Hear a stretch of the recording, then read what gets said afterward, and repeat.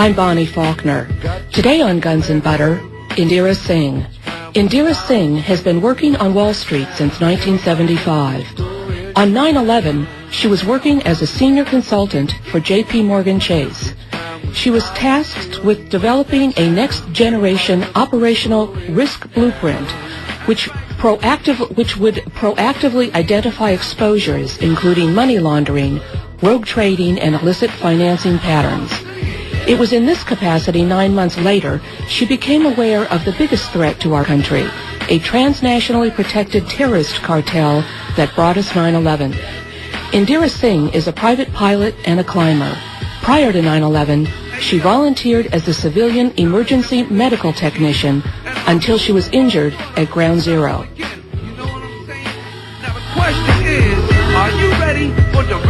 Indira Singh, welcome. Thank you, Bonnie. Indira, where were you on September 11th, 2001? You were living in New York City, weren't you? Yes, I was living and working in Lower Manhattan, a couple hundred yards away from the World Trade Center. My apartment was southwest of the site, and I worked on Wall Street for J.P. Morgan Chase. Now, where were you on that very morning of September 11th? Were you at home? Were you at work? That morning, I was at home. I was late. I was supposed to have attended a risk conference that was being held on the 106th floor of the World Trade Center at the North Tower. And for some reason, I woke up late and didn't make it there. So when the first plane hit, I was actually on my way out in a business suit. And I turned back, changed into my EMT clothes. I was a civilian emergency medical technician, New York State, and the second plane hit, and I basically went down to the site from that point on.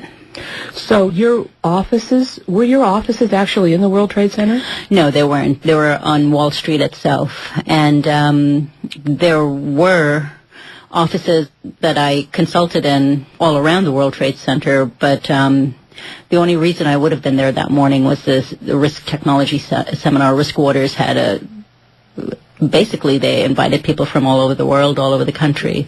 And there were close to 100 delegates already assembled when the first plane hit. No one made it off the 106th floor.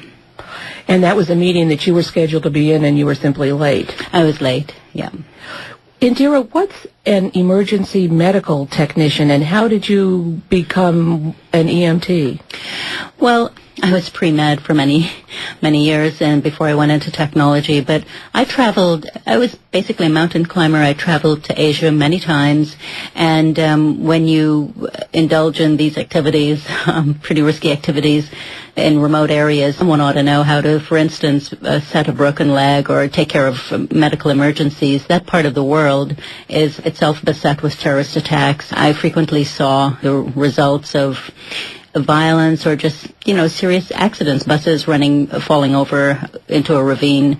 So about 4 or 5 years prior to 9/11, I decided to get licensed so I would know what to do in case of an emergency. And in New York City, because it's so dense with hospitals, there are not many volunteer ambulance corps, but I did belong to one in Brooklyn. I rode a bus and ambulance pretty much every Friday night whenever I could. So I was licensed. And so the rules are that in a multi-casualty incident, especially the one the size of the World Trade Center attack, it's all hands on deck. So you were in a business suit on the street, actually, then, when the first plane hit the first tower? Yes. And I went back. Actually, I was on my way out of my building, technically, and I went back and changed into my EMT clothes, and I remember that being very much in slow motion and trying to assemble my jump kit.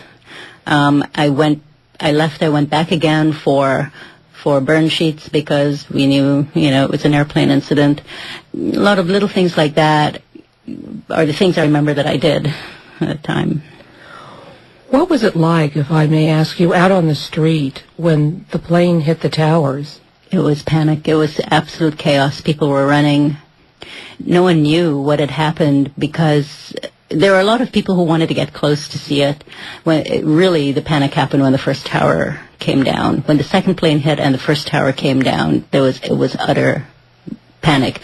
I was located south of the towers, and there's no egress there because there are only the bridges, the Brooklyn Bridge, Manhattan Bridge, so you're basically trapped. Most people south of the towers felt trapped.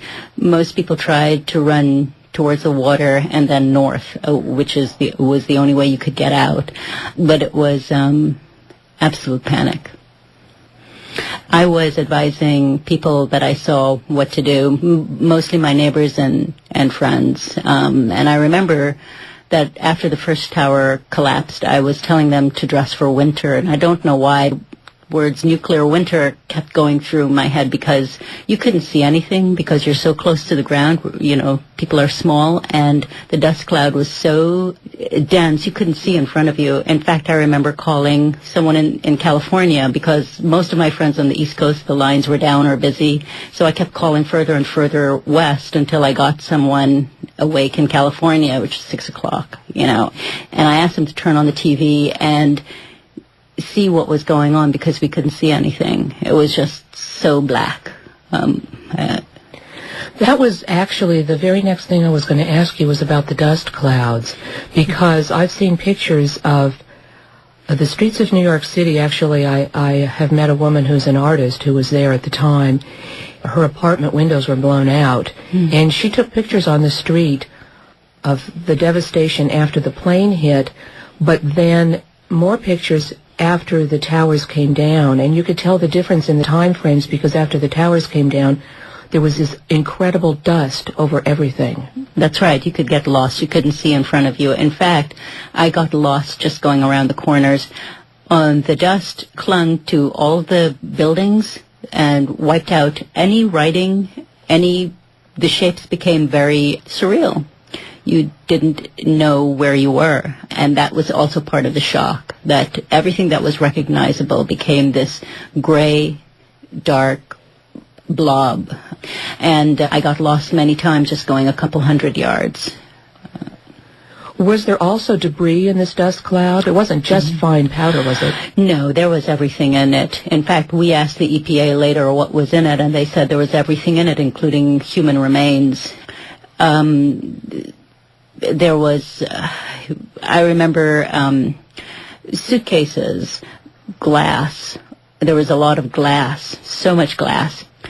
You remember, the towers are extremely high, and with the fires and the winds up there, anything that was blown out was caught in an updraft and carried. There were whole windows that were carried all the way down Broadway and made it into the East River, if you can imagine. That's thousands of yards away. People were just staring up, looking, wondering when and where it would come down. It was being carried like a piece of paper. And there were suitcases from people we don't know. We're just assuming that they were in the planes, but it was so random what got thrown out and kicked out, as well as, right around the buildings themselves, there were clearly evidence of the usual debris, human and other remains of an airplane crash, a very serious airplane crash. So that's not in question. I know a lot of people think that. I've heard everything, including that holograms flew into the World Trade Center. Well, I wonder who's paying them to put that out. But one of the things that I couldn't do, even though I'm an avid amateur photographer, is I couldn't take a single photograph, because what kept going through my mind is that this was a crime scene, and here were the remains of people's loved ones on the street. Even if it was just a body part, it was somebody's loved one. And I know it was a crime scene, but I know it was also a world event, but it just seemed horrific to me to even just photograph it. It was, in my opinion, the way I reacted to it, I couldn't take any photographs. But I understand that how necessary it was to have documented every shred of it, given what's happening now. How long, then, did you work as an emergency medical technician, and exactly what is it that you were doing? Well, there was so much chaos, Bonnie. There was, when I got there, we were setting up triage sites very close to the area. The triage site that I was setting up was behind, well, to the east of Building 7, where Building 7 came down. And what we were expecting as an EMT, you're trained for live survivors, and there were people on the pile digging and looking for survivors, and what would happen is they would bring someone out to the nearest triage center. We would stabilize them, put them in an ambulance, and send them further uptown. So we were setting up triage as close to the pile as possible, as on it in many cases. So what we were doing was setting up different kinds of stations, IV stations, cardiac stations, just wound stations, burn stations, just trying to have an organized space. What happened with that particular triage site is that pretty soon afternoon, and after midday on 9/11, we had to evacuate that because they told us Building 7 was coming down. If you had been there, not being able to see very much, just flames everywhere and dark smoke, it is entirely possible. I do believe that they brought Building 7 down because I heard that they were going to bring it down because it was unstable because of the collateral damage. That I don't know. I can't attest to the validity of that. All I can attest to is that by noon or 1 o'clock, they told us we had to move from that triage site up to Pace University, a little further away, because Building 7 was going to come down or being brought down. Did they actually use the word brought down, and who was it that was telling you this? The fire department, and they did use the word we're going to have to bring it down. And for us there, observing the nature of the devastation, it made total sense to us that this was indeed a possibility. Given the subsequent controversy over it, I don't know. I'm not an engineer. I don't know. All I know is, that was my experience. We backed off a little bit to Pace University. There was another panic around 4 o'clock because they were bringing the building down. And people seemed to know this ahead of time, so people were panicking again and running. I went back to 1 Liberty, which was further south of where I was before, and there were triage sites set up in there. We were treating basically people who were on the pile digging for survivors, if there were any, and it was basically chaos.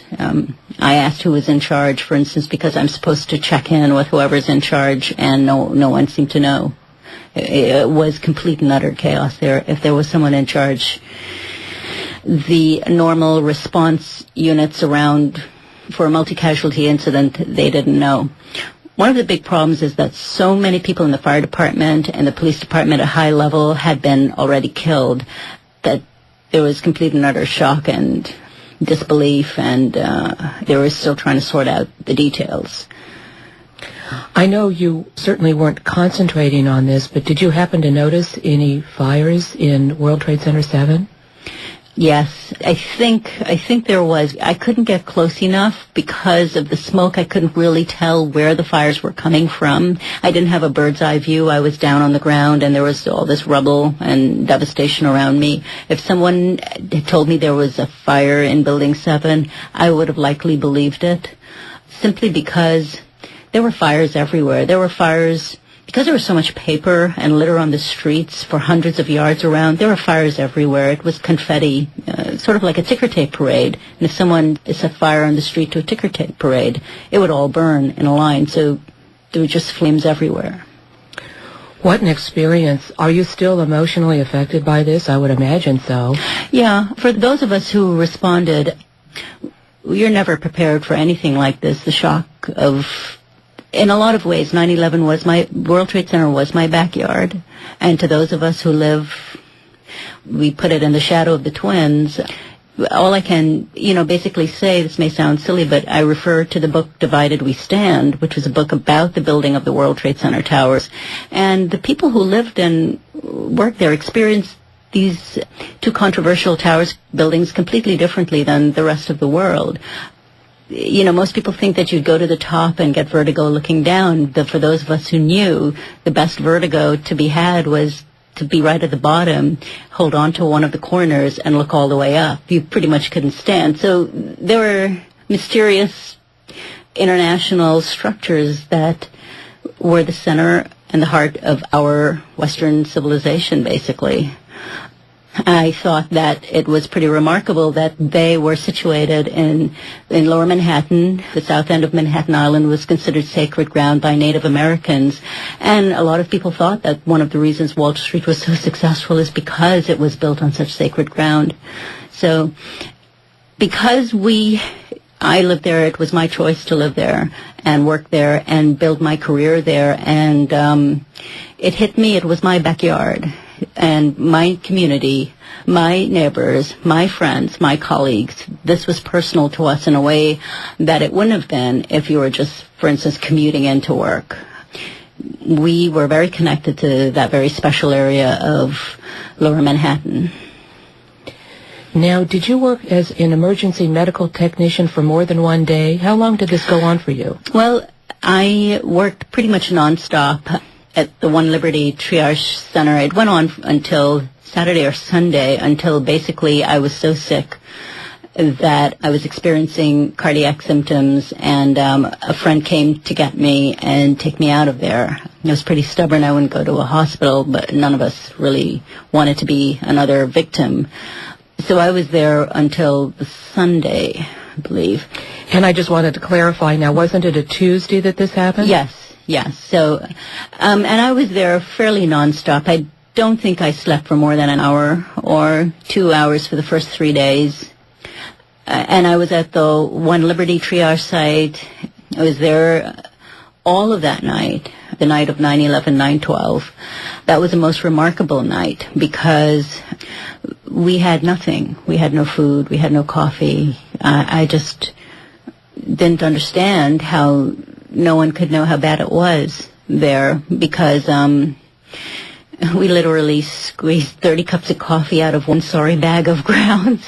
And if you know anything about One Liberty, that building that Merrill Lynch, I think Merrill Lynch had offices in there, but there was Brooks Brothers, a very famous business clothing store for men and women, and there were coats, there were cashmere coats, and we had no blankets, so I went upstairs to get the coats so that the firefighters would have something to keep them warm. And I remember the guards thinking they couldn't do it, so I gave them my credit card for hundreds of thousands of dollars of cashmere coats, which were, fairly contaminated anyway. But I remember the shift in reality, breaking all the rules. We had no food. The firefighters broke in for food just to get goat cheese and chicken sandwiches.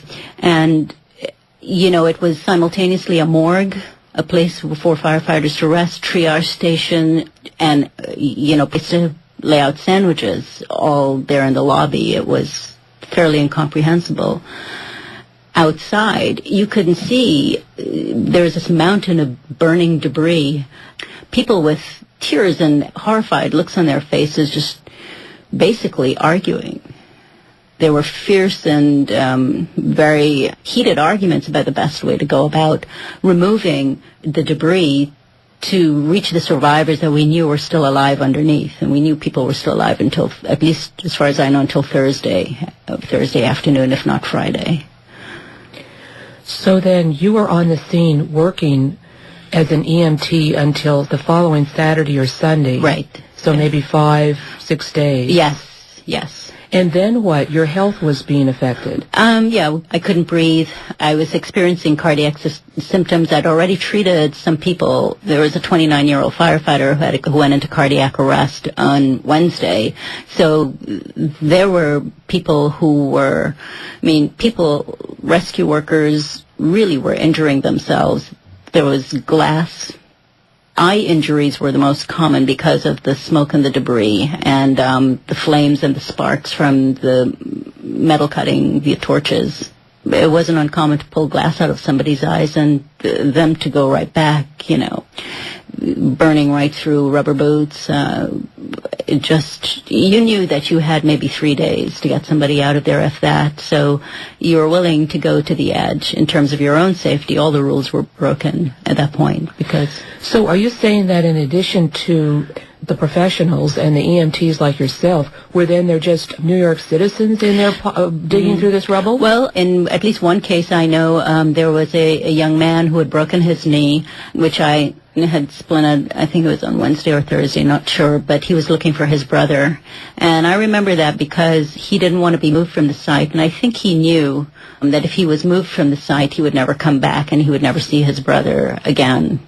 So I know they were letting him stay so that he could just stay there for a while until we evacuated him.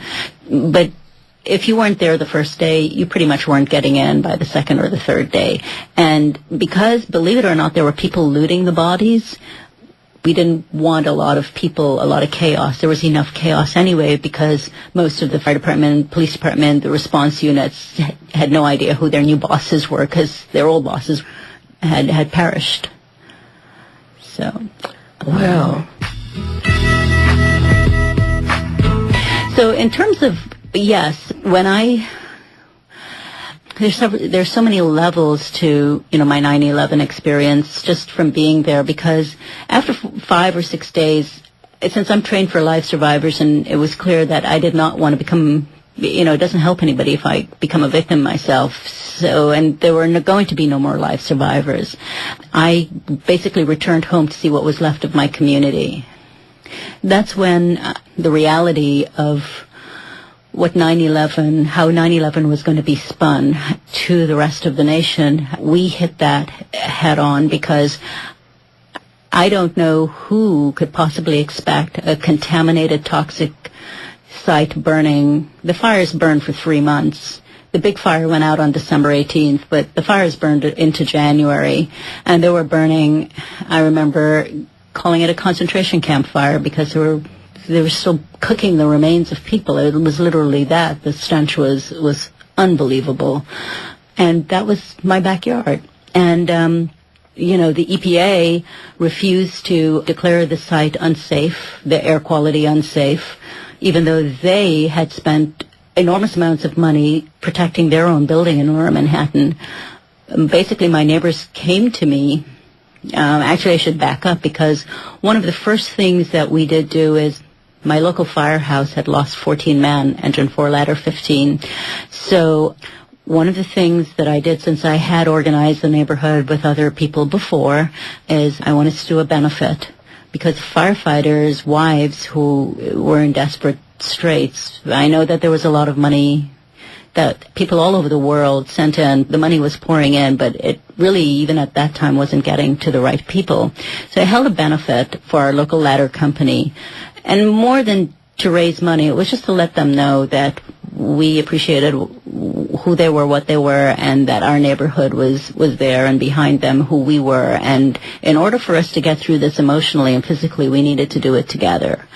It was a way to go around to all the neighbors' houses, knock on doors, find out who was in really serious psychological or physical trouble and who wasn't, because no one else was doing it for us. We basically had to do it.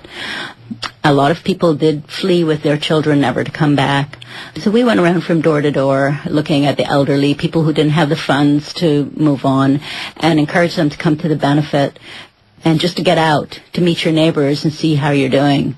A lot of people could not, because they were still burying their dead, and a lot of people did come, and they thought it was a wonderful thing. But immediately after that, the neighborhood, we began to schedule meetings because we liked it and needed it to be with each other. So we scheduled meetings, and I set up neighborhood post-traumatic stress counseling with Safe Horizons. These groups were beginning to form and began to hold meetings, group counseling sessions. And at those group counseling sessions, what everyone wanted to talk about was how physically sick we were and how the emergency rooms and doctors did not know what to do for us. They had no idea what to do for us. We were exhibiting physical symptoms that they weren't prepared, didn't know what it was. I was just going to ask you, what time frame is this now? Where are we since September 11th? Right. I held the benefit October 29th, 2001. The first neighborhood meeting was early in November. And we had, at that point, connected with a similar thing that was going on the other side of Broadway. in Battery Park City, they were organizing there because they were experiencing exactly the same things we were. So we were beginning to coordinate Lower Manhattan. We were beginning to organize and coordinate. We wanted, for instance, one person per building that would speak on behalf of all the tenants, come to meetings, and try to get the politicians to do something with this EPA that had the nerve to look at a toxic waste dump burning out of control for 3 months and say there was absolutely nothing wrong with the air. And I believe even Christy Todd Whitman, she has reversed her opinion, but there were very bitter, heated meetings at the Senate hearings that our local politicians held during that time. This is November 2001. Basically, everyone had been breathing that smoke for about 6 to 8 weeks, and it was beginning to show up. I can't believe that the government and the city, New York State, they weren't doing anything for people? No, they were not. They weren't. I mean, the local politicians were Jerry Nadler and Sheldon Silver, the state and local Democratic leaders who also lived down there were livid. And I gave testimony at those hearings. We were angry because we were still in shock from 9/11 and could not believe that this administrative betrayal would be so obvious. And of course, on the news, the whole focus was the Afghanistan war and where is Osama bin Laden and the anthrax attacks. Most of the news of Lower Manhattan was blacked out. For instance, there were, at least that I know of, 11 anthrax scares, 11 times that buildings were evacuated for anthrax scares that caused huge commotions and panic runnings in the street that reminded everyone of 9/11. That was never reported. Are you talking about New York City or Washington, D.C.? New York City. New York City. Lower Manhattan specifically. No, I never heard about that. No, and so much went on that went unreported. See, it was considered unpatriotic to dwell on how bad things were down there. I don't know any other way to put it except there's one morning a father brought his 7-year-old son near the barges where they were taking away all the debris, the smoldering debris. They would truck the smoldering debris through our streets at night and offload them onto barges on the East River or wherever. They were still smoldering. Remember, one father brought his 7-year-old kid there to look at it, to see what the terrorists had done. And we tried to tell him that this is toxic stuff and his child was too young to be smelling and breathing this. And he seemed to think it was his patriotic duty to bring his child to smell this or inhale this toxic stuff. And we realized that the world had gone crazy. But yeah, they were spraying for cholera all the way down to Water Street in October and November. None of that went reported. At one point, I noticed that you testified as to your physical symptoms and how this had affected your health. What did happen to you just on a physical level? It's an interesting question because I was in excellent physical condition for my age and gender, and I was training for an 8,000-meter mountain climb. So aerobically, I knew I could be up at 20,000 feet with no oxygen, pretty much doing a fair amount of aerobic activity. What happened to me is that what happened to all of us, basically, and it doesn't sound very nice, but this is what happened. We had sores. Some firefighters I know still have these horrific sores all over their body. Our hair fell out, eye infections, shortness of breath, adult onset asthma, chronic coughs, tiredness, extreme fatigue, cardiac symptoms, heart palpitations where you never had any before, irritability, a lot of symptoms that were consistent with neurotoxic poisoning. Those were just the physical symptoms, and in some cases, people reported that their hair fell out and even their dental work fell out. And to me, they were consistent with signs of radiation poisoning. But however, the toxic cocktail that had been burning there, I think a California group went in and analyzed and pretty much came out with the determination that there were about 900 contaminants, 200 different kinds of dioxins. We have the particulate matter, the asbestos, the concrete. They had said that particles were ground so fine that they were the smallest particles ever produced in history, and they blew past all our barriers and lodged right in our lungs. And most of us who were exposed to that are suffering from something called reactive airway disease syndrome, which is something that the coal miners get. But what it means is that from that point on, you cannot be around anything. It pretty much triggers an asthma attack. Stomach problems.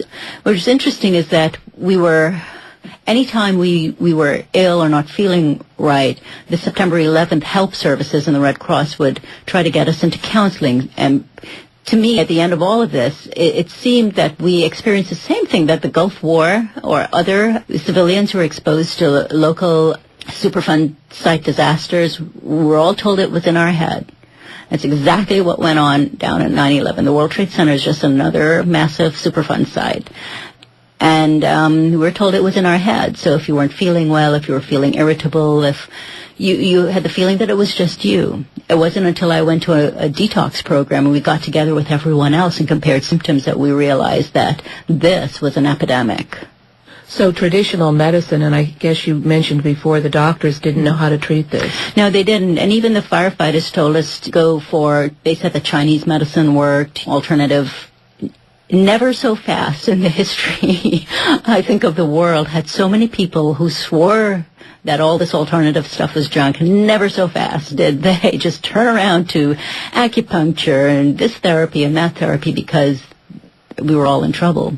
So some people took a mixture of the traditional medicine and alternative medicine. And one of the things that I had insisted on in November was that the hospitals start recognizing and opening programs for the residents. And I found out that Mount Sinai had just got funding for a World Trade Center program, but it was only for rescue workers.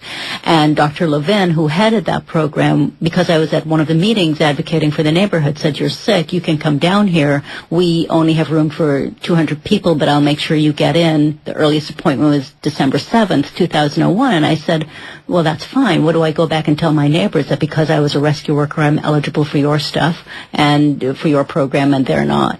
So when the first programs began to be configured, it was only to monitor what our symptoms were and to track us over time. There were very little intervention programs available to us at the beginning.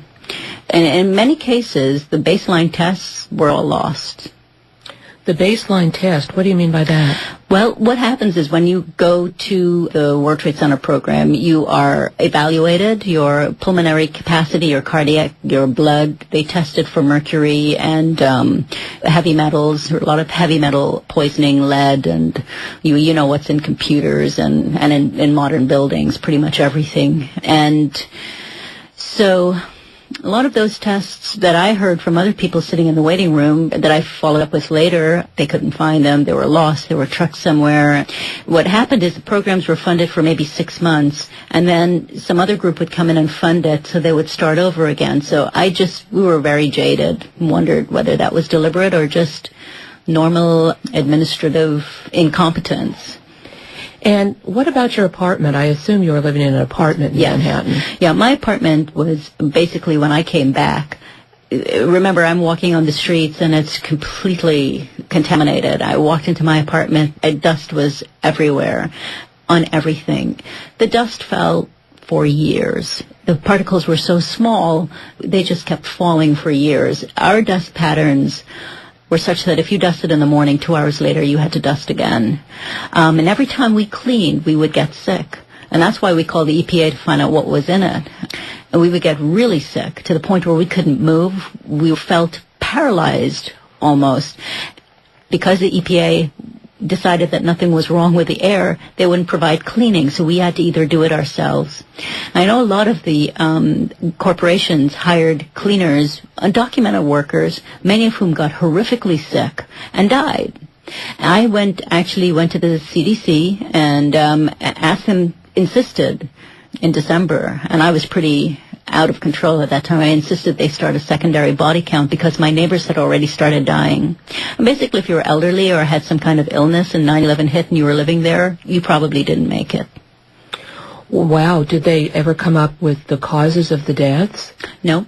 They wouldn't. A lot of people left, knew that the area was making them sick, so they scattered. And as a result, we have lost the ability to track people. A lot of people who came to help us, I am sure, came back home. Firefighters from even California went back home with symptoms. And the reason I know this is I talked to rescue workers who came from New Jersey and Pennsylvania, and I spoke to them as recently as 6 months ago.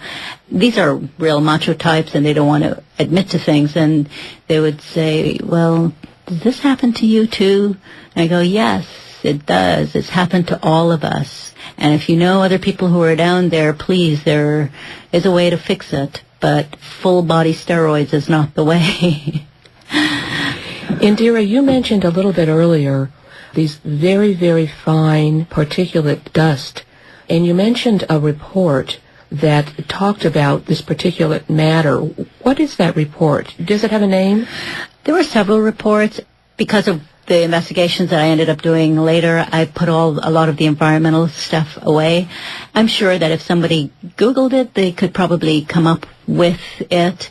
It's something that I'd have to go through my files and look for. A UPI reporter by the name of Alex Kukan, who actually covered Love Canal, she was amazing. She was amazing. She helped us through it, and she got the key stories out in December, in April, and in May when the EPA suddenly agreed to clean based on political and community pressure. But that was 9 months later.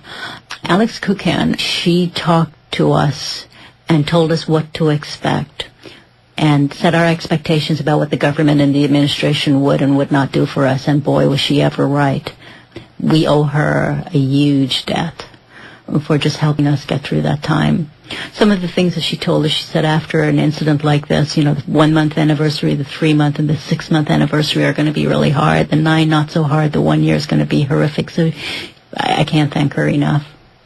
Now, your health has improved greatly since you went through detox, hasn't it? Yes, it has. It has, but because what happened is when the towers fell, I know it registered on the Richter scale. And, for instance, the Federal Reserve Building, their walls cracked. And there are actually signs, if you go on a tour through there where you can see evidence of it. Well, the building I lived in was a landmark building, very old, Revolutionary War era, and it cracked as well. So we had what the maintenance people call the 9/11 blob moving through the walls and recontaminating us. But something very odd happened. We ended up getting the same kind of mold and fungus that was in the Deutsche Bank building, which was right opposite the World Trade Center. And we don't know why, but it was also in my building, in my apartment. So in addition to all the dust, we were exposed to this 9/11 fungus or mold or whatever that came through. So after I went through a detoxification program, I was still living in the apartment and I was coming back down with symptoms, and that's when they advised me to leave and go to California. The doctors there did, and said I needed to get out of the apartment as it was recontaminating me. Did I hear you correctly when you said that your apartment went back to the Revolutionary era? Yes, it's basically a George Washington slept here block. But the building had been built and rebuilt several times. So when I left in 2004, last year, and I came out to California and began to pay attention to the other injuries I had sustained down there. For the longest time, it was all about my lungs and the organs that were being affected. I didn't get around to the orthopedic injuries until, last year. Orthopedic injuries with regard to what? Stumbling around? That kind of thing? Yeah, I was, there was a rescue worker stampede off the pile because collateral buildings were so unstable that it was hard to see if something would fall and collapse. And so, there would be a signal, 3 bells and a whistle, and people would rush off the pile. They were working in teams, 19 teams, 20 exits, and I just got caught up in one of those, and I got basically trampled. But you're in another world when you were down there. You weren't feeling pain at all. People could work with broken fingers, and just the adrenaline levels were just so high you didn't even notice anything. And it's kind of interesting because for those of us who sought compensation for some of our injuries, especially if we didn't have health insurance because everyone lost their jobs because of what happened there, it's something that is recognized that rescue workers will not even notice they're injured for at least 2 or 3 months before they calm down and start paying attention to themselves. So you worked as an EMT then for 5 or 6 days. Right. You continued to live in Manhattan, in that apartment for what, an additional 3.5 years? Yes, that's correct. Yes. Wow. I have been diagnosed with post-traumatic stress, but I try not to. What happened is that in order for me to be taken seriously by CBS, by any investigator, I had to put all of that away because they said, oh, she's just some stressed out. Yeah, I had to bury it. And it was very hard for me, having gone through the administrative betrayal of the EPA and the government denying us that, to realize that they had deliberately allowed this to happen. See, that's as far as I knew, that they deliberately let this happen. It wasn't until much later I knew so much more about not only did they actually were involved with it. What I knew beyond a shadow of a doubt by the ending of May 2002 was that they had deliberately looked the other way. And that, for me, before Ground Zero had closed, was like going to the bottom of the pit again. It was like a 9/11 all over again. Indira, now, all of this time before September 11, 2001, and subsequently, you were working. Where were you working? September 11th, I was consulting. I was a senior consultant for J.P. Morgan Chase and Risk. I had cycled through several of their risk areas as an enterprise architect, or information architect, a technology architect, and an enterprise architect, which basically means that you take a look at the entire enterprise and come up with a blueprint to make sure that all the systems, not just one system, but all the systems, the blueprints for all the systems that are developed to support the business are in line, in tune with the business goals and the business architecture and business processes and where the business is going. So it's pretty high level, and work at we call the CXO levels, the Chief Information Officer, Chief Technology Officer levels, and there are disciplines and methodologies and very esoteric software that's used to manage this. And I did that at J.P. Morgan Chase, and I also worked for a small company in Washington, D.C. that was doing some very innovative work regarding technology interoperability. They were developing some inference engines to think about how to put architectures together, technology architectures together, and I wanted to use that for my risk work, basically. It was interesting that we were seeking funding from Incutel, which was the CIA's IT-seeking, information technology-seeking arm. I had been spending pretty much every Friday, Thursday, Friday, down in D.C. trying to get that project off the ground and trying to get it funded. So at this time you were working for 2 different companies? That's correct, yeah. Right. Could you explain a little bit about what enterprise architecture is and some of the other terms you've used? You're talking about information technology and data, right? That's correct. Computer type work. Right. It is, but at some point the systems and the computers that are used in a business are used to support the functions and processes of that business. And at the highest level, for instance, in a bank, they have trading floors, they have retail operations, and they need systems that will help execute the business, help conduct the business, and do all the front office, middle office, back office kind of functions.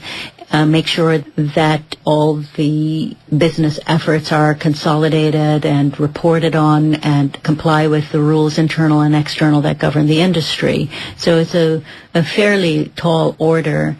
And at the end of the day, you want your systems that are, for instance, doing trading swaps in Tokyo to be consistent with those systems that are trading something else in New York. And at the end of the day, you want to know what your total business was. And if you want to change your product service offering, that means that your systems have to change in sync with it.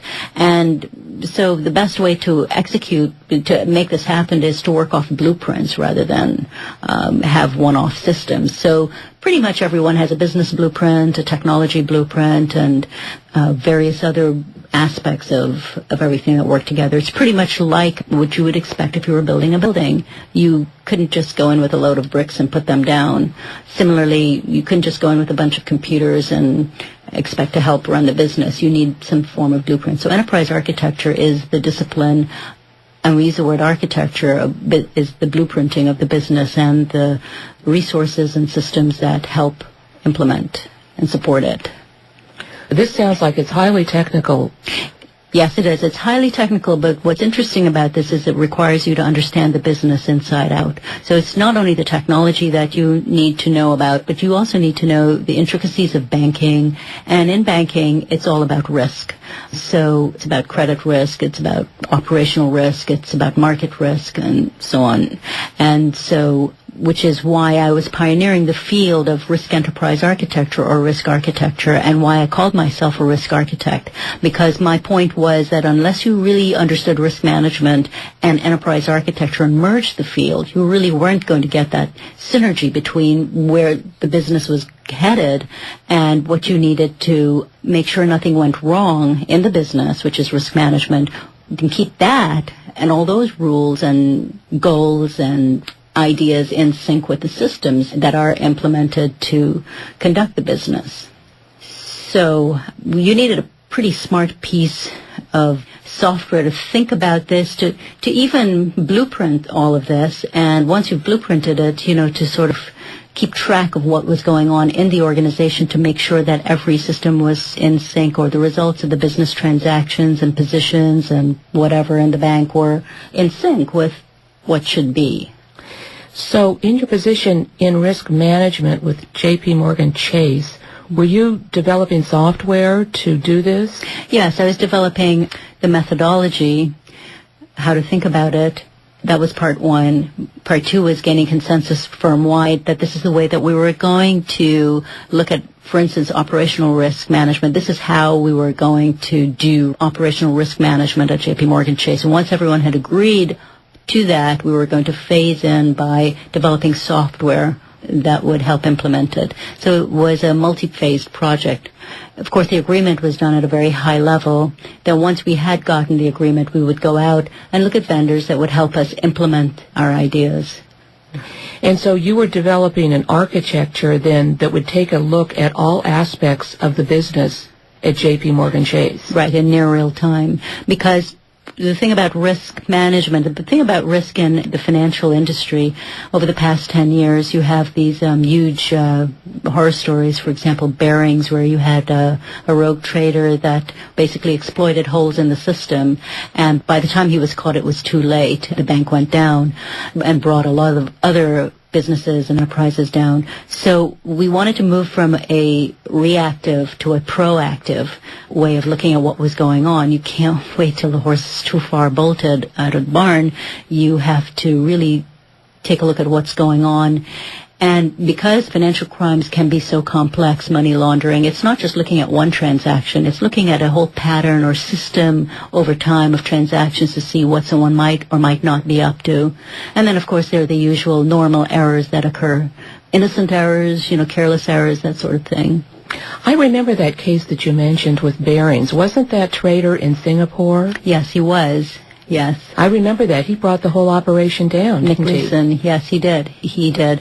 And really, it was because he was allowed to take positions that actually if someone was paying attention, they would have stopped him before he went too far. And this is the interesting thing, because there is in banking and financial institutes a number of, how shall I put it, a number of transactions wherein we are basically forced to look the other way. So it becomes a matter of not knowing what's what. For instance, in my work in credit risk, I could not get compliance in certain offices to comply with the blueprint, the informational blueprint. No matter who I went to, there was just never going to be compliance. So I just wrote up what I saw And I figured as long as I could write and the regulators could read, that was it. I wasn't going to go any further than that. As a senior consultant, I had done my job. And I could bang my head against the wall, maybe a little bit more than others, but, I know that there were other analysts, other risk managers who, for instance, with some of the vehicles that were created to support the activities of Enron, they were highly incensed and they left the firm. That's a whole other show. Now, Indira, while you were developing the software, you had to go to an outside vendor, right? That's correct. To either develop additional software or help you with what you were doing. Mm-hmm. And I noticed in some of the things you've written, you considered going to Microsoft or IBM or some other tech-type company. Right. So basically, imagine you have a huge blueprint and you decide that for this piece of it, you're going to develop it in-house, or for this piece of it, you can get some off-the-shelf software, but for the most important pieces of it, you might have to go to a specialty house. And at the end of the day, you'd have basically your own operational risk management system. Yes, the most important piece that we wanted to have developed was not found in Microsoft or IBM. However, it was found with a small company, and when small companies have boutique software, they usually align themselves with a larger company. And why? Because software is generally if it provides some very high-level functionality, chances are a major corporation will want to use it. And major corporations tend to not want to deal with very small companies for very good reasons. What happens if they're poorly managed and go out of business? Then a very critical piece of their software is all of a sudden, no longer available for the business. So most of these small companies do align themselves with the larger companies. So we would go to an IBM and say, do you have any alliance with a smaller vendor that you think is pretty good in this field or the other field? And of course we utilize that tactic in fulfilling our software requirements. So who did you end up consulting with or choosing to work on this software with you? I went to the gurus in the industry, including those in D.C. who are in enterprise architecture, which is a pretty select field, a pretty small niche, fairly high-level people. I showed them pretty much my ideas, what I wanted to do, and I asked them recommendations. I had come up with a list of 2 or 3, and I'm a very consensus-oriented person, and they actually said Ptech, and I said I have concerns that it's a small vendor, and they asked me, well, why not Ptech? They didn't like recommending a vendor because in case something went wrong down the line, but they recommended to this company that was based in Boston, actually a suburb of Boston, Quincy, by the name of Ptech, which stands for Process Technology. I didn't know very much about it. I had utilized consultants prior who had used Ptech and were very familiar with it and spoke highly of the capabilities of the software.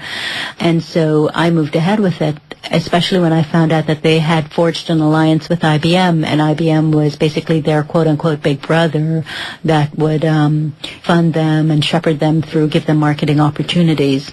So because they had signed an agreement with IBM, we were able to bring in the company under IBM security clearances and agreements with non-disclosure agreements that IBM had with JP Morgan, because we're a very large company. Most large banks have agreements with the major software vendors like IBM and Microsoft.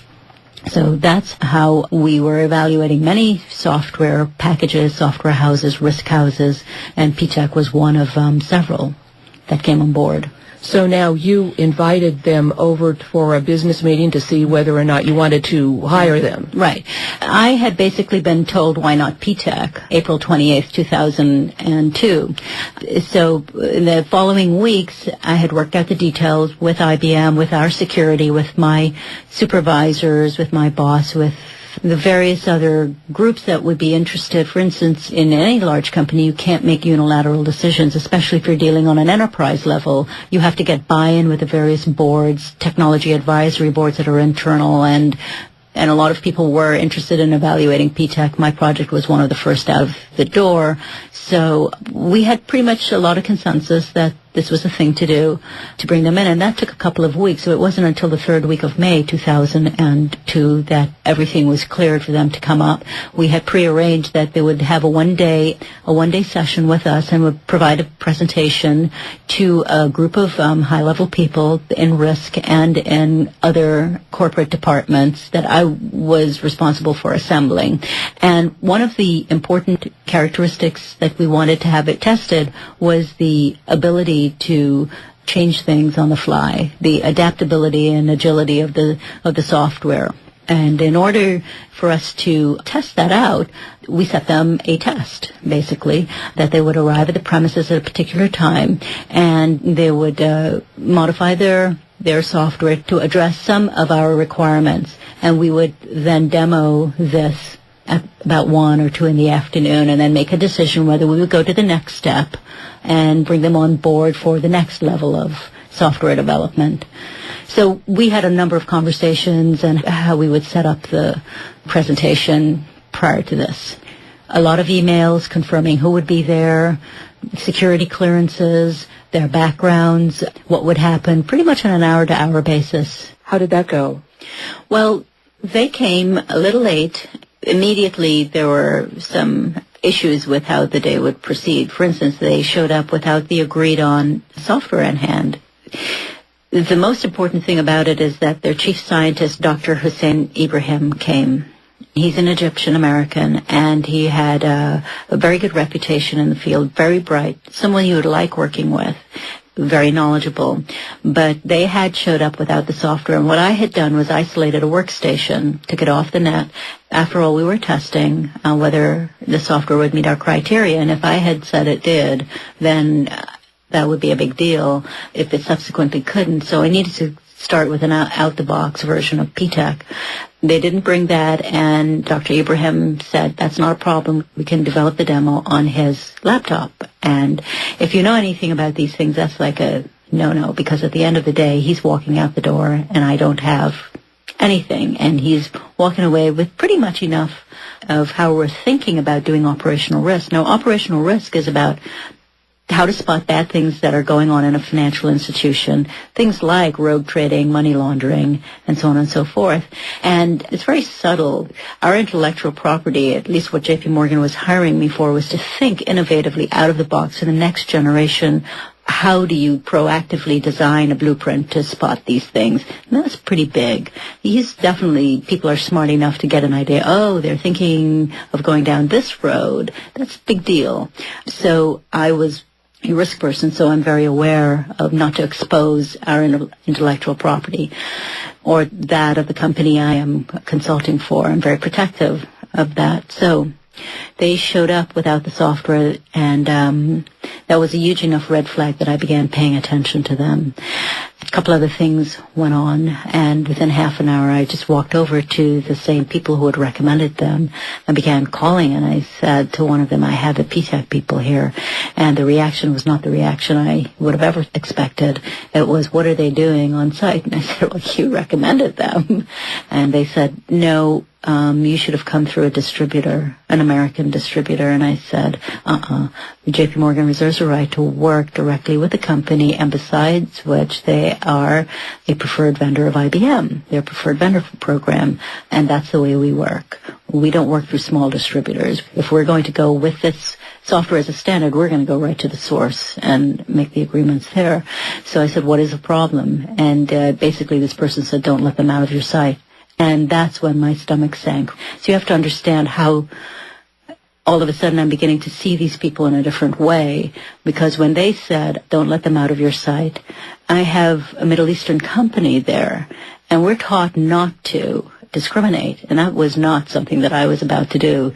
And to prove that they were there being evaluated, so that is never, going to be a bone of contention, although later people made that an issue.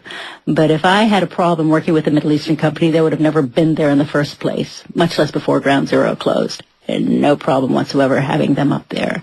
I like the idea. What do you mean Ptech was a Middle Eastern company? Well, that's what subsequently was revealed in the phone call, that their financier, their funders, their investors were all Saudis. And I said, so what? And they said, one Saudi has been placed on the U.S. terror list, October 12th, 2001.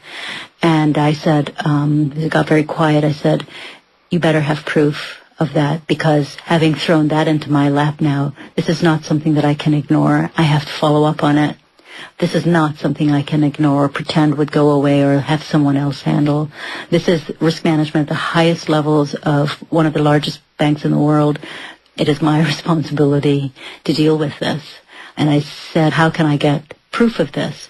And that's when they started saying, you need to talk to Jeff Goins, who was one of the only 3 people in Ptech who knew of this relationship. You see, it was that well hidden within Ptech. And so I subsequently called Jeff Goins and I said, well, if this is true, did you not report this? Ptech is a private company, so this relationship would have been privy only to those on the inside. I said, did you report it anywhere that someone who has been placed on the U.S. terror list is key funder, angel investor to a company whose software is utilized at the highest levels of almost every government and military and defense organization in this country, including the Secret Service, the FBI, the Department of Defense, the House of Representatives, the Treasury Department, the IRS, the U.S. Navy, the U.S. Air Force, and last but not least, the Federal Aviation Administration. Are you saying these were all Ptech clients? These were all Ptech clients, and when I was evaluating them, I was pretty impressed. Why not Ptech? Exactly. They're being used at the highest levels of all of these organizations. So I was very excited about using them and having their software be able to be at the heart of what I wanted to develop. And I had no reason to believe that if they were in use everywhere at that caliber, that I would have a problem. And they're also used in Enron. Perhaps I should have thought twice about that, but they're at use in IBM, of course, and the top accounting firms, and even in the FBI. In MITRE. What is MITRE? MITRE is a large company that does specialized technology for defense and intelligence. You would not expect to have an exposure with a company that was so well entrenched and embedded in these kinds of organizations.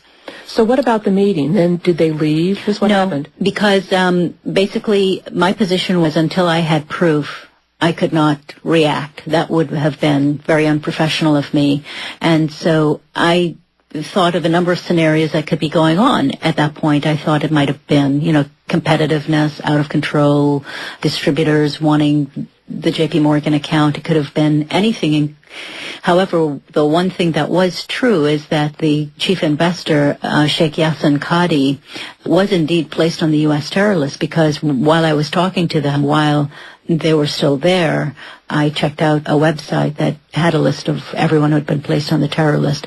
The missing piece was, of course, proving that Sheikh Yassin Qadi was indeed affiliated with Ptech, was an owner of Ptech, because it was a private company. I mean, you could say that anybody was an investor, any bad guy or good guy was an investor. Proving it was another thing. So I let everything ride, but I kept an eye on things. And in fact, we did have a presentation that went very, very well, because in no way, shape, or form was I going to jeopardize that. So what happened next? Did you go on working with them, or did you start to investigate Ptech? Well, I continued multitasking. I was working with them. I placed a few phone calls, and people got back to me later that day while they were still on premises.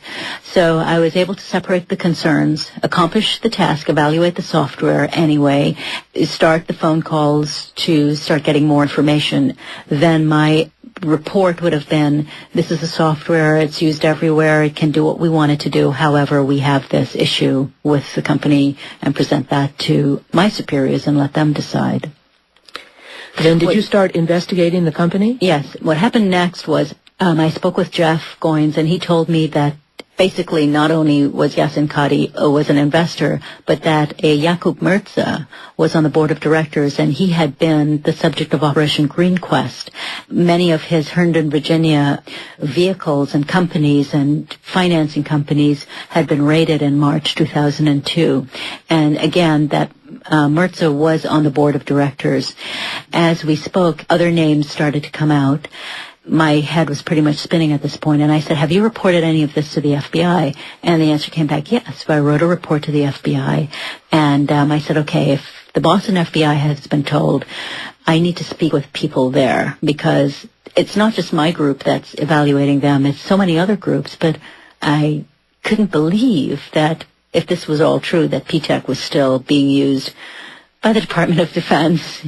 There's something a little bizarre about all of this, and really I was beginning to understand unwillingly that the world was not the way we thought of it. Now, this person that you were discussing this with, Jeff Goins, yeah. Was he an employee of Ptech? Yes, he was. He's one of the key people at Ptech. He held several important positions. He had traveled to Saudi Arabia, and he had met with Yassin Qadi, and he had met with most of the investors. His last position was vice president of sales, which for a small company is pretty significant. He worked with Ptech, helping build the company for 5 years, and he was the one that was based in Virginia, who was responsible for getting a lot of the government accounts, with, of course, Osama Ziadi, who is the president. Osama Ziadi is a Lebanese American who, according to Jeff, got a citizenship under very questionable circumstances, which involves the INS. Now, this is all according to Jeff, so at some point later in the week, I had decided to go down to Virginia and meet with not only Jeff, but a number of other Ptech and ex-Ptech employees, because this was beginning to sound like a Tom Clancy novel, and I needed proof. I told them I needed emails, I needed documents, I needed hard evidence. But in the meantime, within a day or two, I had contacted my rep at IBM, and I said, I need to walk outside with you and talk to you about something. If you guys are thinking of getting seriously in bed with this company, I would suggest that you do some background investigation so that your clients, like JP Morgan and myself, don't end up in this situation. His name was Kyle Hilligoss. Kyle told me that he, quote-unquote, wrote a book report and sent it to his legal department, and he was told to just back off the whole thing. In fact, he didn't want to have anything to do with me as I continued investigating. Jeff did get the agents at the FBI, the Boston FBI office, to call me back. And with Kyle listening in, so it wasn't just me reporting on what Jeff had said, we spoke to the FBI agent who had picked up the information that Jeff had reported on Ptech when Yassin Qadi was placed on the terror list in October 2001. Remember, this is 8 or 9 months later. So my question to him is, if you have an investigation that's ongoing, that's fine, and we don't want to get involved with it or impede it in any way. But in the meantime, this country's infrastructure is seriously exposed, and I cannot, if any of this is true, cannot, and I need some evidence, something that you can give me to hang my hat on it when I report this, that this is true, that this isn't just someone making a terrorism report, that you know that this is true. And basically what he said is, Indira, you're in a better position on the outside to get the proof that's needed than I am. And I asked him to check with his supervisor. I said, do you understand how serious this is to have a company with this alleged terrorism connection at the highest levels of corporate America and the U.S. infrastructure? And I said, if you don't know, we need to make you aware of this. He apparently went to his supervisor, and his supervisor had said that the position wouldn't change. Now, the Boston FBI office, you can check this out, it was rated as one of the worst in terms of corruption, and I believe the Whitey Bulger incident, the connections between the FBI and the mafia have been, how should I put it, extremely well explored in the Boston FBI office. The ex-governor of Massachusetts, I believe. Anyway, this mob character, Whitey Bulger's brother, was in a very high-level political position in Massachusetts and Boston. And in fact, if people were to read Peter Lance's book, Cover Up, he explores it very well and backs up a lot of what I had found here, the interaction between organized crime and the FBI. So when they said they weren't going to proceed, And by they, you're talking about the FBI? The FBI. I said I need something to hang my hat on. And so he sent me a videotape. And the videotape, which I have here, the substance of the videotape was a news clip. It was a news clip of a CBS affiliate based in Boston called WBZ-TV. And their investigative reporting team, the I-Team, which was led by investigative reporter Joe Bergantino, had investigated a number of Middle Eastern men who were sought after 9/11. They were affiliated with Muslim Islamic terrorism financing charities. He had created this clip to show the connection between the 9/11 terror attack and the financial vehicles that were supposedly used to fund it. And what he did was very interesting. The I-Team connected CARE International, not the big CARE International, but something called CARE International that was based in Boston, all the way back to Al-Qifa, which was the financing vehicle at the center of the World Trade Center bombing in 1993, all the way back to something called Maktab al-Khidmat, which means the office, which was a financing vehicle that was set up by the CIA for the Pakistani ISI back in the days when Osama bin Laden was America's fair-haired boy and was on our side fighting with the Mujahideen, fighting the Soviet Union. So the question to me was, my goodness, when I saw the videotape, what is Maktab al-Khidmat doing being run out of Ptech on 9/11? And the reason I say being run out of Ptech is that the faces in the videotape were the faces of core employees at Ptech. Now remember, this is a small company. There were only one or two people who had access to the source code in Ptech, and that is a very trusted position, and he was one of them. His name is Suhail Laher. The people who started CARE International, some of them were actually on an FBI terror watch list prior to 9/11 in Boston. What do you mean by the source code? Well, all software products has some group or organization or person writes code that is then packaged up, and for instance, the word processor in your desk, the spreadsheet, and so on and so forth, the browser, is all written in some sort of code. Those are the keys to it, and if you wanted to improve it, add new functionality, you would change the original code and add new functionality and then repackage it and send it out there. So whoever had access to the source code of Ptech, that was where the value was. If you lost the source code, you essentially lost the product for all intents and purposes, marketing point of view. So only one or two people would have access to the source code. It would be like having the formula for Coca-Cola, basically. Now, let's go over that a little bit again. Now, you were talking about the CARE International and some other funding groups that have been, funding international terrorism. That's correct. And also have been funded by the CIA? Well, the roots of Al-Qifa and CARE International, if you look at it, were way back in the late 80s, around the time of Iran-Contra, for instance. Maktab al-Khidmat was set up so that monies could be passed to Osama bin Laden and the Mujahideen when they were fighting the Soviet. Now, I won't go into a lot of detail, but it ended up that Osama bin Laden took that over and was running Al-Qaeda through that. The connections to the Pakistani ISI still stood. The connections to the CIA still stood, not in the way that was originally set up, but through a black or a gray operation. That had been later confirmed to me. At the end of the day, when I was finished with certain parts of the investigation, it was clear to me that there's no way Ptech could have done all of this without a lot of inside help. And that's what I began focusing on, that it was a cutout, that it was a front.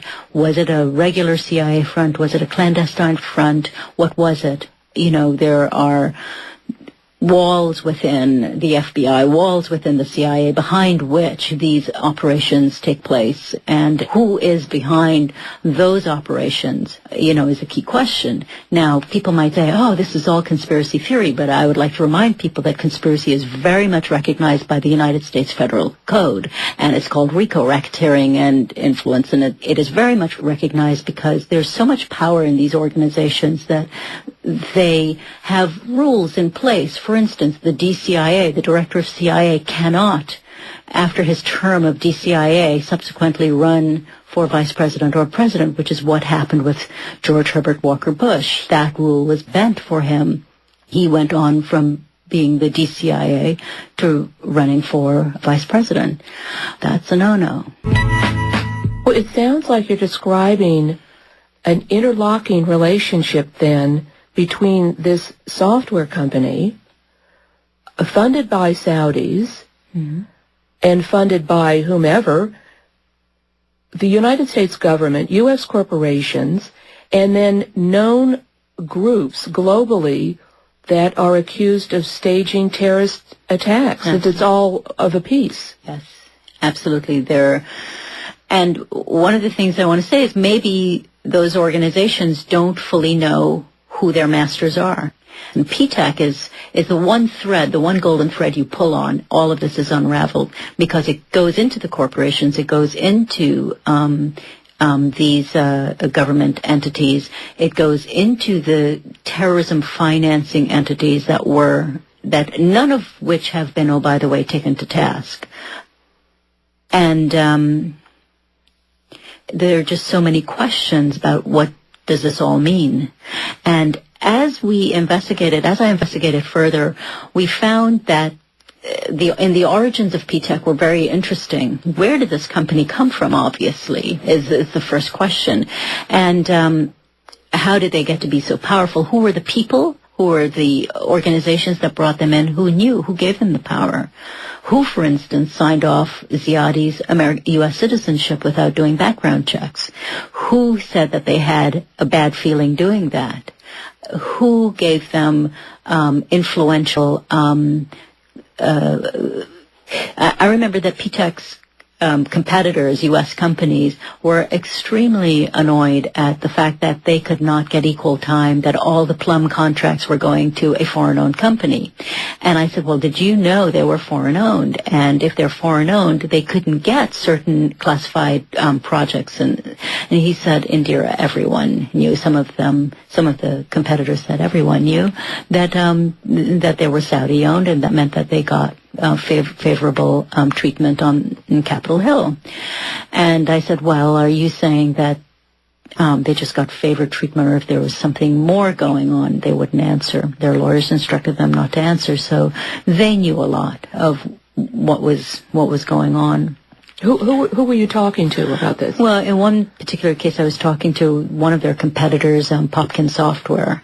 And, I have no problem naming names because I think that in the memory of 3,000 U.S. civilians and worldwide civilians who were murdered, if we are going to wage wars and spill blood around the world, we ought to take a look at this and just have the truth come out. Because the truth has not come out. There's been a lot of speculation, there's been a lot of innuendo, but there hasn't been hard proof. And Ptech is the one situation where you can get hard proof. When we investigated Ptech and the people behind it, where they came from, we found out that one of the founding members was a man by the name of Solomon Bahari. He was one of the founding directors, and he had put together a vehicle called BMI, which stands for Baitul Mal. Now, BMI was, identified as being involved with terror financing, but this is just not going to be the Muslims hate America. That's not what it is. There is something else going on here. And they're being used as a tool, just as the good people of the United States are being misled into and frightened and terrorized into, if we don't wage these horrific wars, our way of life will be over. Who benefits from that? When else did your investigation of Ptech turn up? Didn't you meet with several employees or former employees of Ptech? Yes. It goes back to when all of this was being revealed to me. Now, this is the last week of May 2002. The last day, or June 1 or so, 2002, lo and behold, out of nowhere, the Chicago FBI enters the picture. We have Agent Robert Wright, the Chicago FBI, who's giving congressional testimony, and he stands on the steps of the Capitol, bursts into tears, apologizes to the 9/11 families, victims, that he didn't do everything he could to prevent 9/11 from happening, that his investigations were repeatedly shut down. And I almost fell over because he announced that his investigation was the investigation into Yassin Qadi, the same Sheikh Yassin Qadi who was the money man behind Ptech. And you could not ask for a more direct connection to 9/11 than that. I will even discount the fact that some ex-Ptech employees told me that when I went to see them, I presented all the terror list faces and whatever, and they had indicated that they had seen some pass through Ptech. In fact, one or two had mentioned that they thought one of the hijackers had actually passed through Ptech. And I said, did you report this to the FBI? Can you tell me when? Can you get evidence of it? Can you get litigation quality evidence, something that would stand up? Whatever you can get, give it to me. Make copies, give it to the FBI. I still thought they were on our side. The FBI, you mean? The FBI, in fact, and this has to be made very clear, there are some extraordinarily real patriotic Americans and good people in the FBI, as has been said by, I believe, Agent Colleen Rowley, one of the FBI whistleblowers' bosses, that there's a wall in the FBI. And this has been validated to me by various attorneys in Houston who are very close to the power bases and are pretty ticked off at what's happening in this country and are speaking out, as are many CIA agents who are very concerned that it has gone too far, as are many NSA agents who are concerned that it's gone too far, and FBI agents. So we have a lot of people who are speaking out. They've kept quiet too long.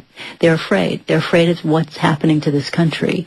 And when I say the Third Reich, what is happening to this country, they say, and I will identify they, if pressed, they say will make the Third Reich look like a Tea Party. I guess we have that many more billion people to control on this planet. And when you say they say, are you referring to people that you've spoken with in the FBI? Absolutely. Within the FBI, within the CIA. One of the things I didn't want to have happen is that when Ptech was finally raided in December 2002, something that took all of 6 months, a tremendous amount of agony to have happen, the White House, Ari Fleischer, spun it to find sugar that day. He said, oh, there's nothing wrong. Nothing here, nothing to see here. Everything's fine. So they did a token raid, and that was basically it. But everything that I have done since that time has been for one reason and one reason only, that there may come a time that people will find the trail to Ptech, and it won't be hidden or buried. I've kept it alive. Whether they renamed their company and moved on, I want to keep the names, the details, everything alive, no matter what I have to do, so that should there come a time for justice and accounting for 9/11 and for what's happening in the world today, it makes it easier for other people to unravel the truth. So I have gone to the mainstream press. I've gone to people on the left of left, on the right of right, and I've talked to them face to face and said, this is wrong. Whatever your political inclinations, this is wrong. This is criminal. This is murder. This is worldwide atrocity. And I have reached some very good people on the left and on the right who are willing to speak out about Ptech. I've contacted the alternative press. The alternative press has, very much like the Nine Blind Men and the Elephant, they touch a piece of Ptech, they understand it, and they say, well, this fits my theory of how things went wrong. I have no problem with that, because the facts are the facts. If someone wants to spin it to fit their particular viewpoint, for instance, from the Wilderness has said that, well, the software that's in Ptech is very much like Promise, the prosecutor's management information system that has a whole cargo cult behind it of these legendary capabilities.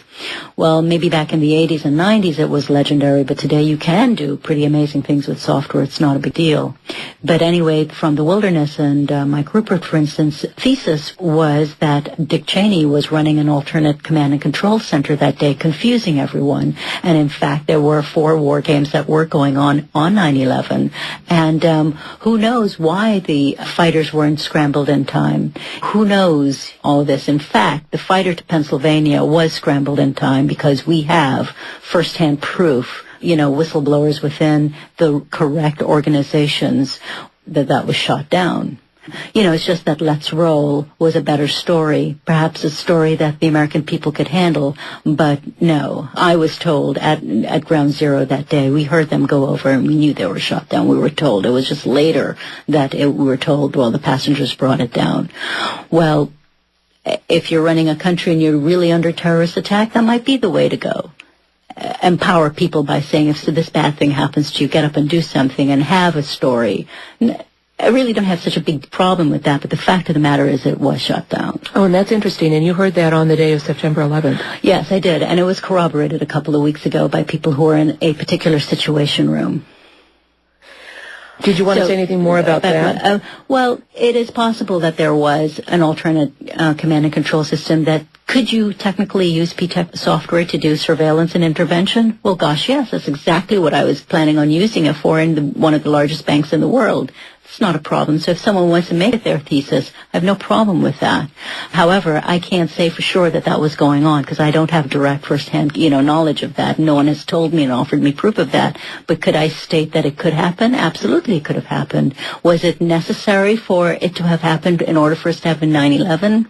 I don't know. I don't think so. Maybe, maybe not. That's not my point. The towers came down, 3,000 people were killed, and what I know is the characters behind the funding of it were totally in bed with characters in the United States, and not only just for 9/11, but going on throughout our nation's history. And the big question is why? What are they up to?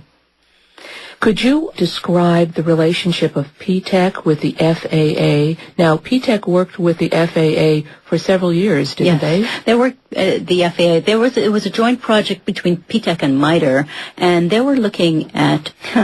It's interesting. They were looking at basically holes in the FAA's interoperability with responding with other agencies, law enforcement, in the case of an emergency such as a hijacking. So they were looking for the escalation process, what people would do, how they would respond in case of an emergency, and find the holes and make recommendations to fix it. Now, if anyone was in a position to understand where the holes were, Ptech was, and that's exactly the point. And if anybody was in a position to write software to take advantage of those holes, it would have been Ptech. Explain what interoperability is. Most people are familiar with eBay, and you know that it's a collaborative bidding situation. You bid for a particular item, a certain amount of time passes, and the winning bid is selected according to certain rules. And once the winning bid is selected, then something else happens. The thing is bought, and then it's taken down off eBay. Well, these are a sequence of steps that occur. It's a process, and it's a process that a lot of people are familiar with. So everything we do involves a process. Now, if eBay had one huge, gigantic computer, these processes would take place on one computer.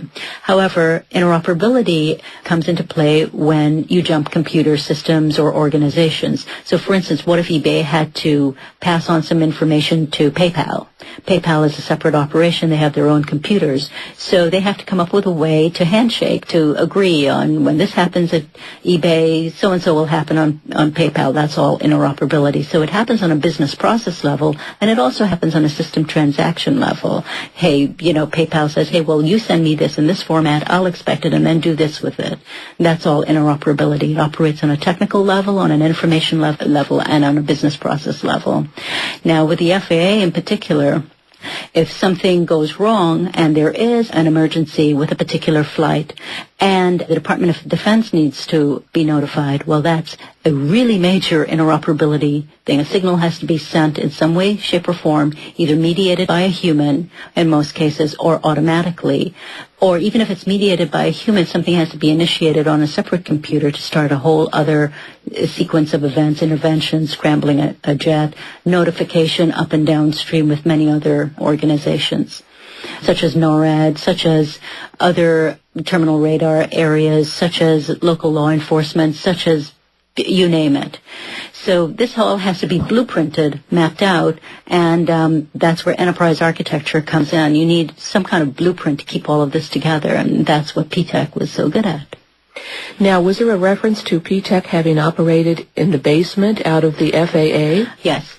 Now, typically, because the scope of such projects are so overarching and wide-ranging, when you are doing an enterprise architecture project, you pretty much have access to how anything in the organization is being done, where it's being done, on what systems, what the information is, and you pretty much have carte blanche. If it's a major project that spans several years, the team that comes in has literally access to almost anything that they want because you're operating on a blueprint level.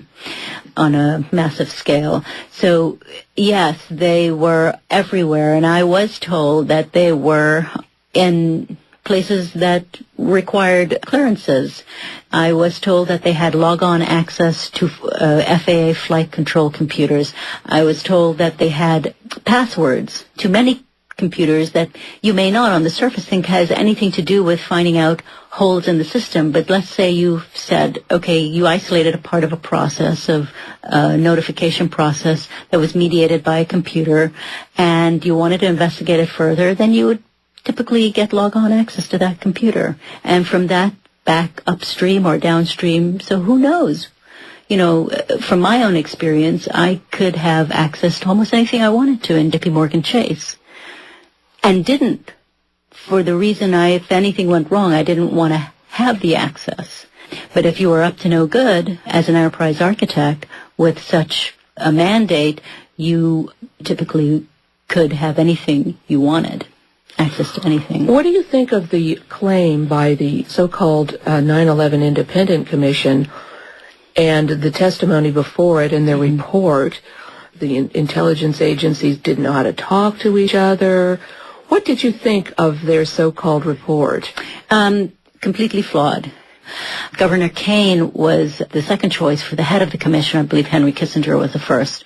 Governor Kaine had, oh, by the way, done business deals with BMI, Solomon Bahari, Ptech, none of which came out, which he should have volunteered and either recused himself as being a head or have it out there in the open. There were 3 other members of the commission who had similar kinds of relationships in the past, and they were all on the team. But their findings were so flawed. They're using an excuse. Yes, there are interoperability communication issues in any organization. Yes, they are. But in the case of an emergency, it doesn't get that bollocksed up. Unless, of course, Rupert is right and Cheney was running interference somewhere, or someone was running interference, or whoever. You know, we don't know.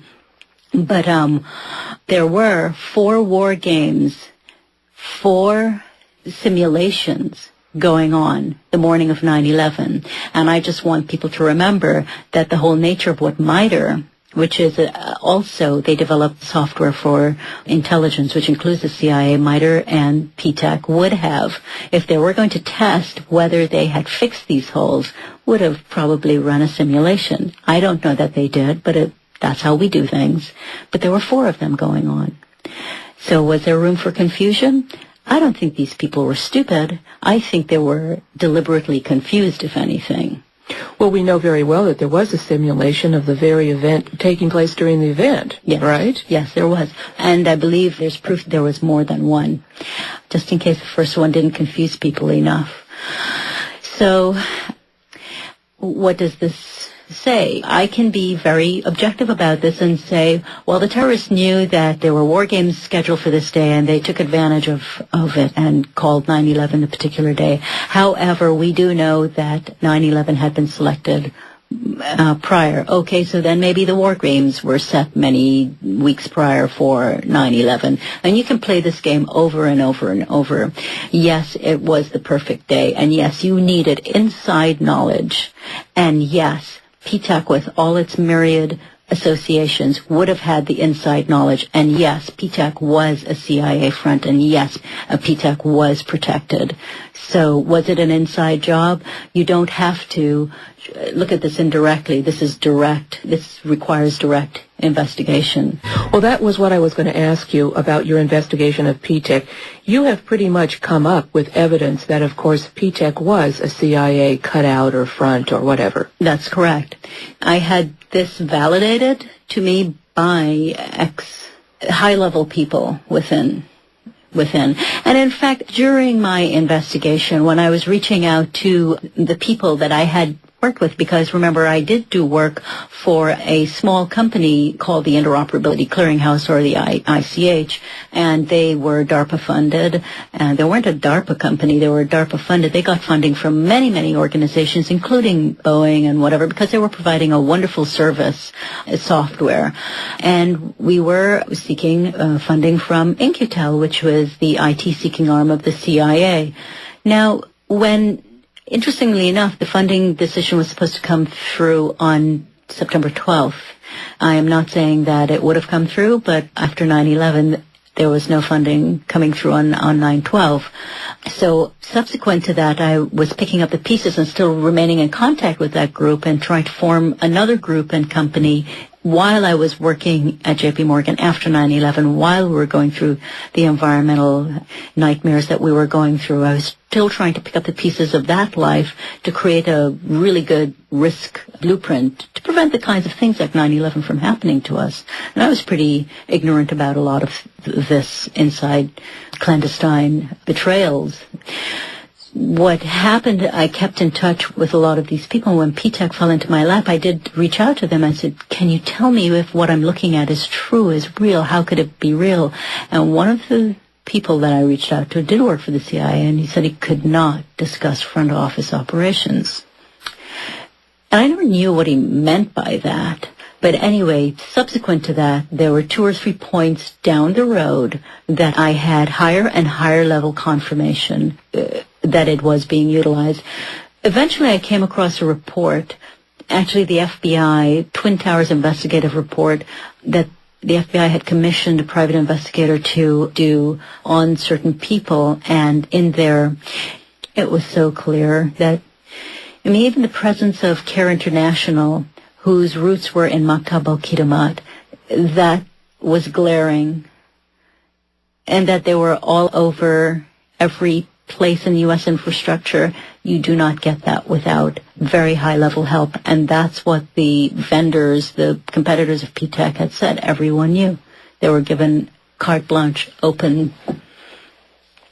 And this was a separate company in Washington, D.C. that you were doing some work with prior to September 11th. Right. That got some funding from DARPA. Right. Interestingly enough, I did not let people know that it was Ptech until maybe August 2002, this ICH, the DARPA-funded group. No, we had pretty much moved on. And I accidentally let slip in August 2002 to one of my colleagues there that the company, the name of the company that was being investigated was Ptech. And she was horrified, because she said they're everywhere. And I said, yeah, fancy that. Wonder who put them there. They didn't get there by accident. Ptech came about in 1993, actually. They were reformed in 1993. That's when Yasin Qadi had invested in them.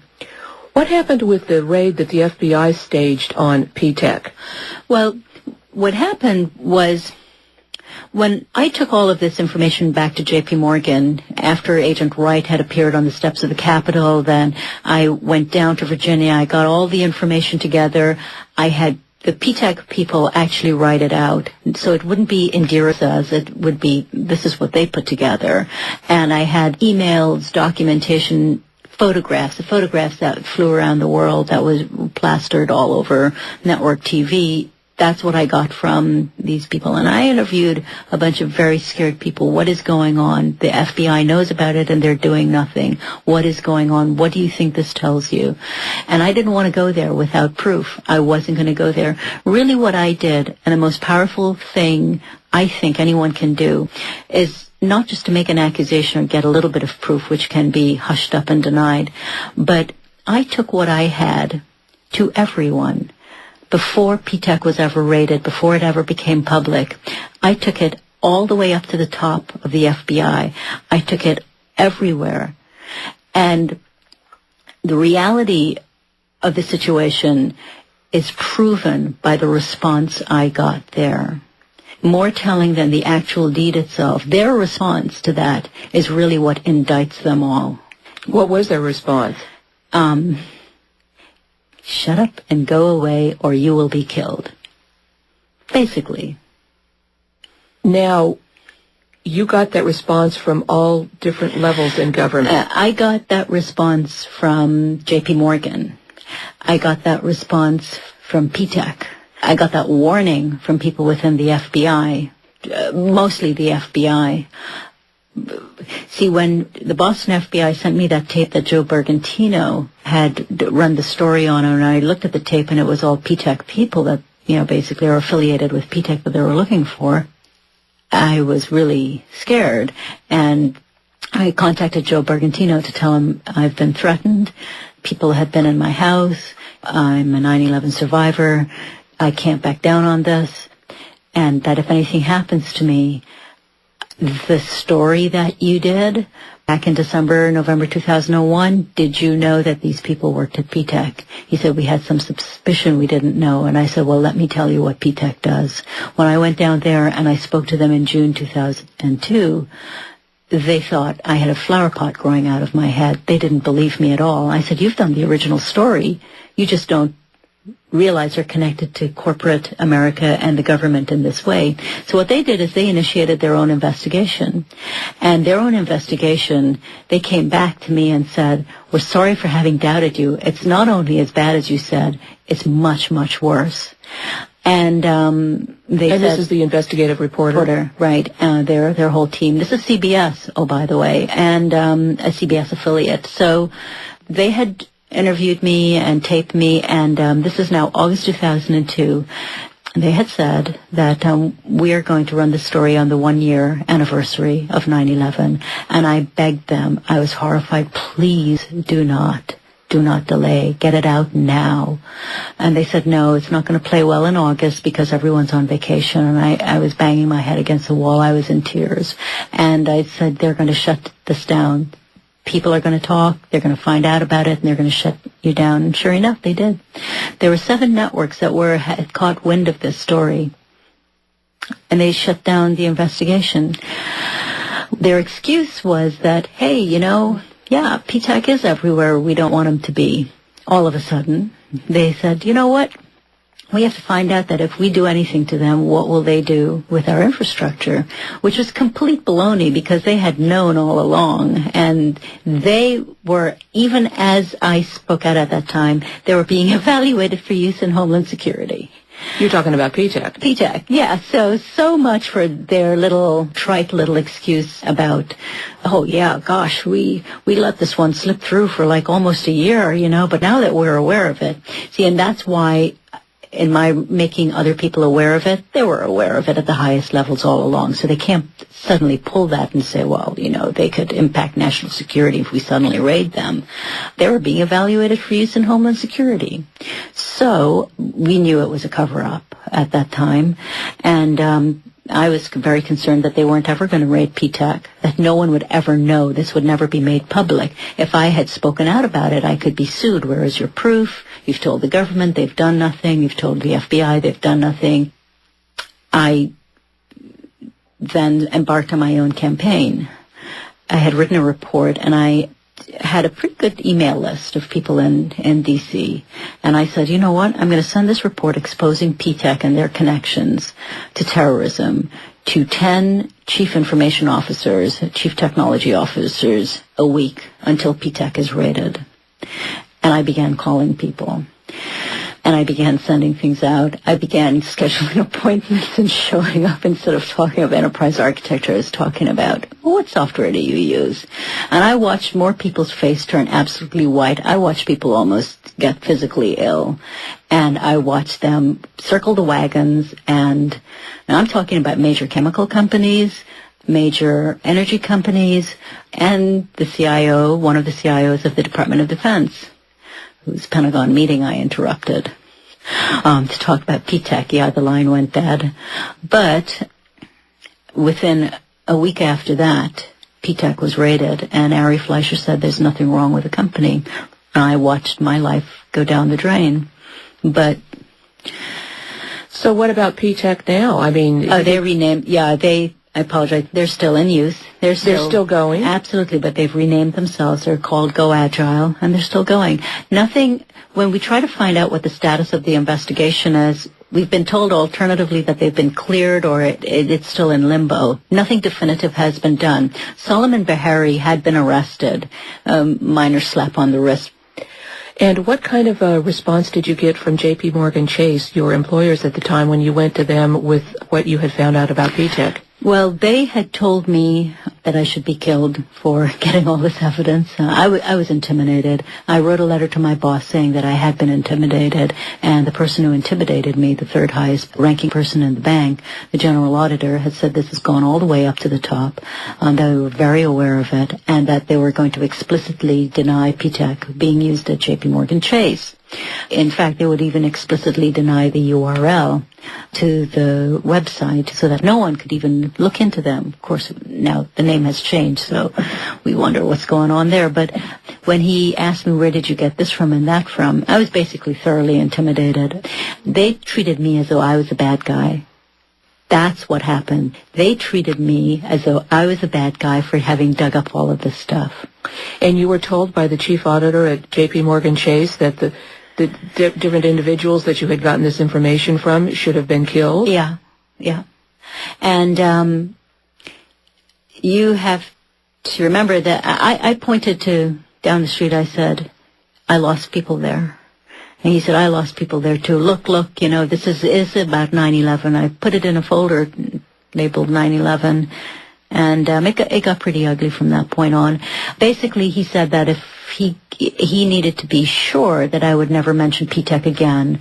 And I said, here's a problem. I'm a senior consultant. I consult with a lot of people. You may deny Ptech business here. What happens to Citibank? What happens to Goldman Sachs? What happens to the rest?